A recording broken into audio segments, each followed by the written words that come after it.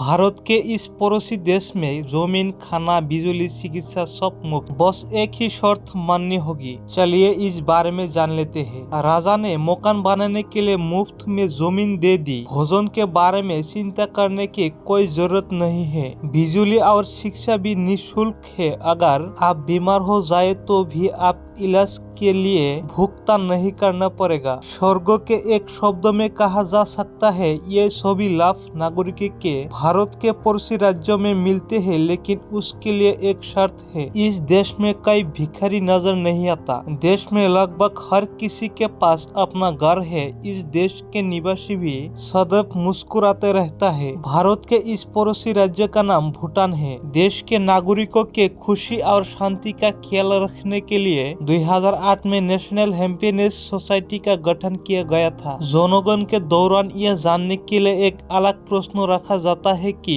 लोग अपने रहन सहन से संतुष्ट है या नहीं। भूटान में नागरिकों के देखभाल के लिए खुशी मंत्रालय शुरू किया गया। भूटान में कोई भी सड़की पर नहीं रहता। जब किसी का घर क्षतिग्रस्त हो जाता है या खो जाता है तो देश के राजा के सूचित किया जाता है और वो आवेदन को घर बनाने, खेती करने के लिए जमीन देता है। भूटान में प्राथमिक से उच्चतर माध्यमिक तक शिक्षा निःशुल्क है। कोई स्कूल, कॉलेज, ट्यूशन फीस नहीं। कुछ विशेष मामलों में भूटान सरकार छात्रों के उच्च शिक्षा के लिए विदेश भेजती है। भूटान के ग्रामीण इलाका में एक निश्चित सीमा तक बिजली बिल बिल्कुल मुफ्त है। सरकार किसानों के मुफ्त बीज देती है। कृषि कार्य के लिए आवश्यक पोर्ट्स भी किसानों के मुफ्त या बहुत कम कीमत पर उपलब्ध कराए जाते हैं। 1970 में पहली बार किसी विदेशी पर्यटक को भूटान जाने की अनुमति दी गई। भूटानी सरकार अभी भी विदेशियों के आवाजाही और विदेशी प्रभाव पर कड़ी नजर रखती है।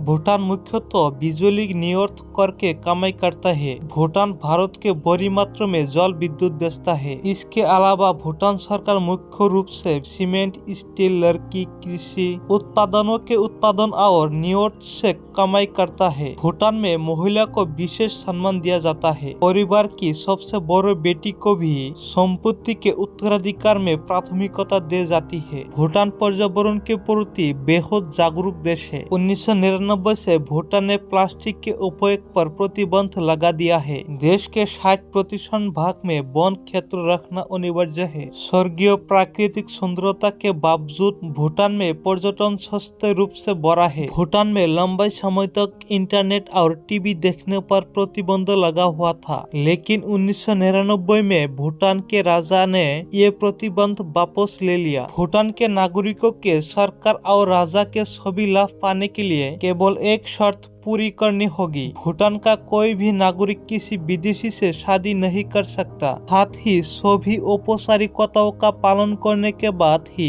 एक महिला और एक पुरुष को एक ही परिवार का हिस्सा माना जाता है। इसी तरह वीडियो पाने के लिए हमारे इस चैनल को सब्सक्राइब करना ना भूले। मिलते हैं नेक्स्ट वीडियो में।